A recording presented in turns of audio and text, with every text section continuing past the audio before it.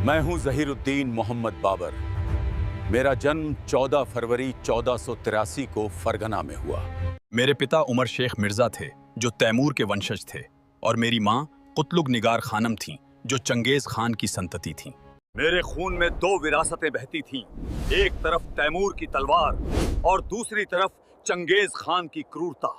लोग कहते थे ये बच्चा या तो इतिहास बनाएगा या इतिहास बन जाएगा। 8 जून 1494, ये तारीख मैं कभी नहीं भूल सकता। इसी दिन मेरे पिता एक कबूतर खाने से गिरकर मर गए थे। मैं सिर्फ 11 साल का था और उसी दिन मुझे राजा बना दिया गया। मेरे चाचा, मेरे अपने रिश्तेदार सब मेरी गद्दी छीनना चाहते थे। समरकंद वो शहर था जिसे जीतना हर राजा का सपना होता था, लेकिन कोई उसे नहीं जीत पाया। परंतु मैंने 15 साल की उम्र में उसे जीत लिया।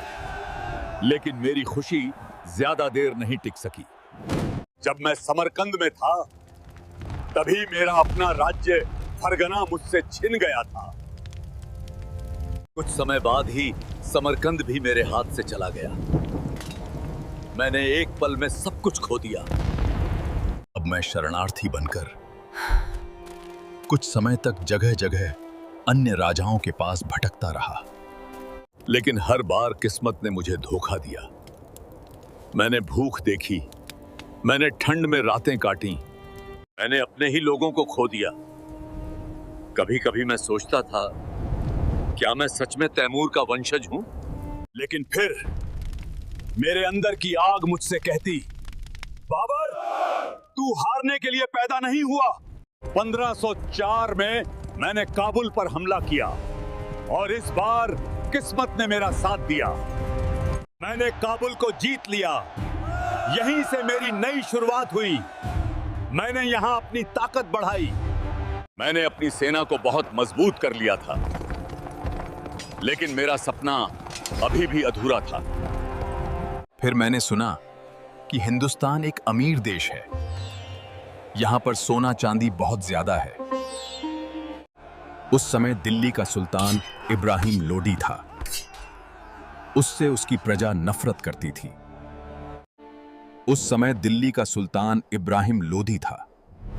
उससे उसकी प्रजा नफरत करती थी।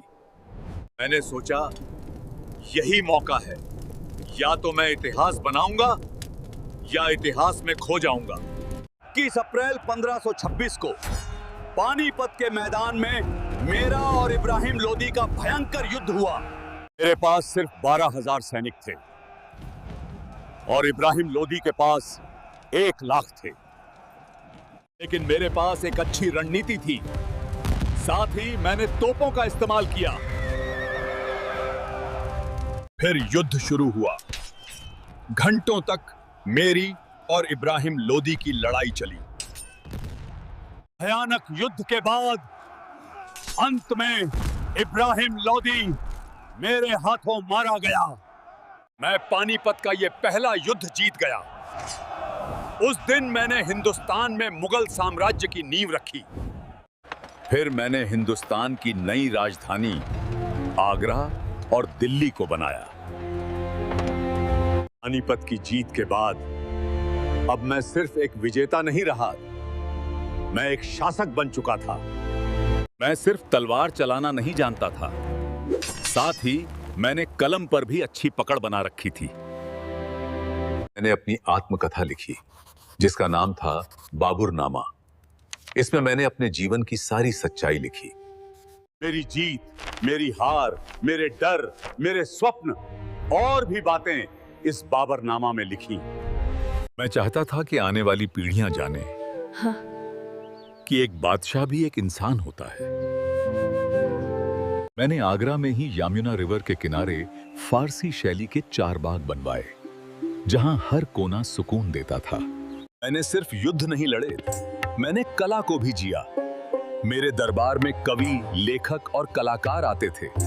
मैं चाहता था कि मेरा साम्राज्य सिर्फ ताकत से नहीं बल्कि कला और संस्कृति से भी महान बने। लेकिन सच कहूं तो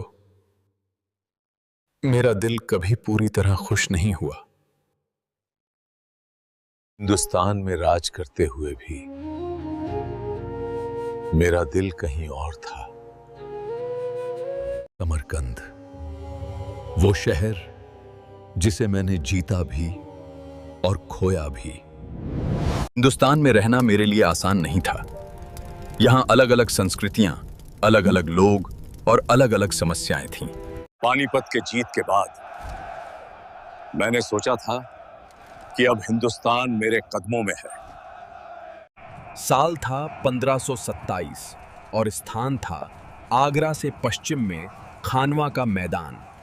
लेकिन एक नाम था जो हर तरफ गूंज रहा था, राणा सांगा। वो कोई साधारण राजा नहीं था, वो था मेवाड़ का शेर। मालवा, गुजरात और दिल्ली के सुल्तानों के खिलाफ उसने कई युद्ध लड़े और उनमें जीत हासिल की। राणा सांगा चाहता था कि दिल्ली पर राजपूतों का राज हो।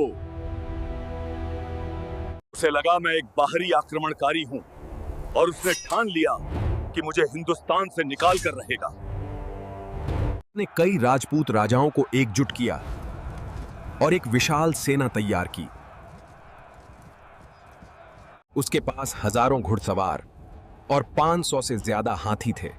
उसकी सेना का जोश आसमान छू रहा था।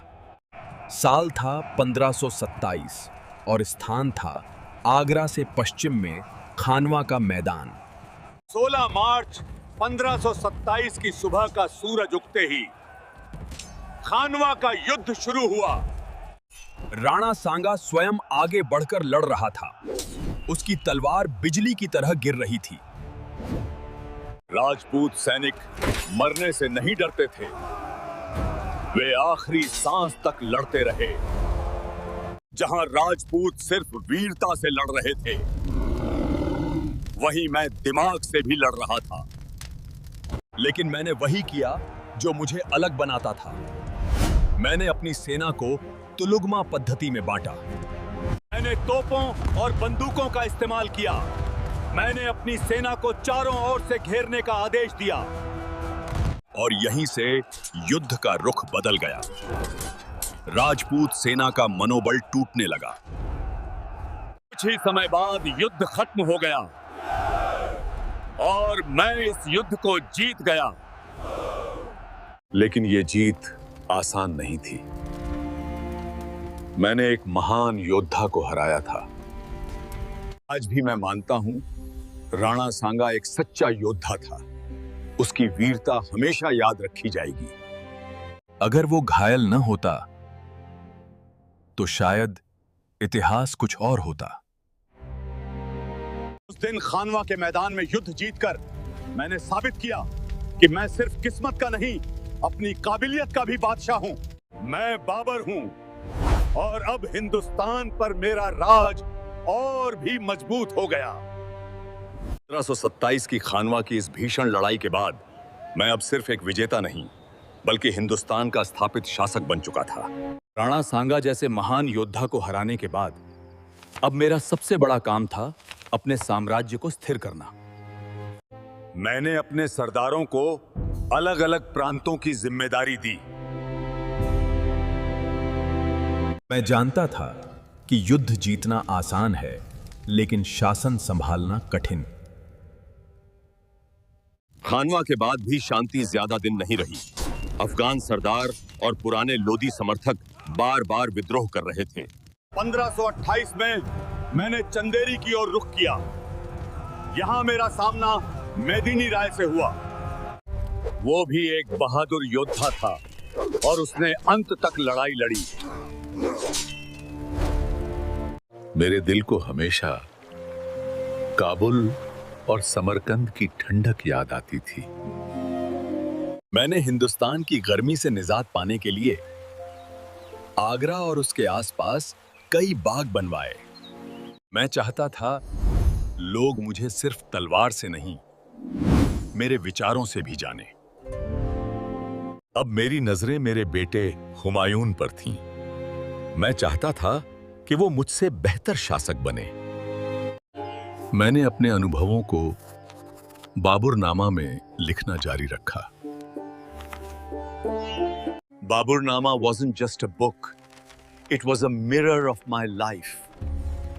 Mirror of life. मैंने उसे युद्ध भी सिखाया और शासन भी। 26 दिसंबर 1530 को आगरा में मैंने इस दुनिया को अलविदा कह दिया। मेरी इच्छा थी कि मुझे काबुल में दफनाया जाए, क्योंकि वही मेरा सच्चा घर था। बाद में मेरी ये इच्छा पूरी की गई।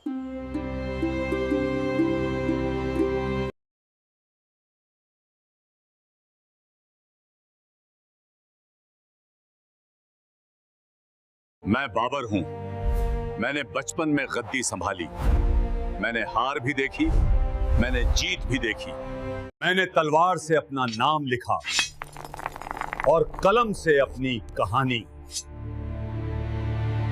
अगर तुम मुझसे कुछ सीखना चाहते हो तो यही सीखो कि हालात चाहे जैसे भी हों, लेकिन हिम्मत मत हारो। क्योंकि एक असली इंसान वही होता है जो गिरकर भी फिर उठ खड़ा हो।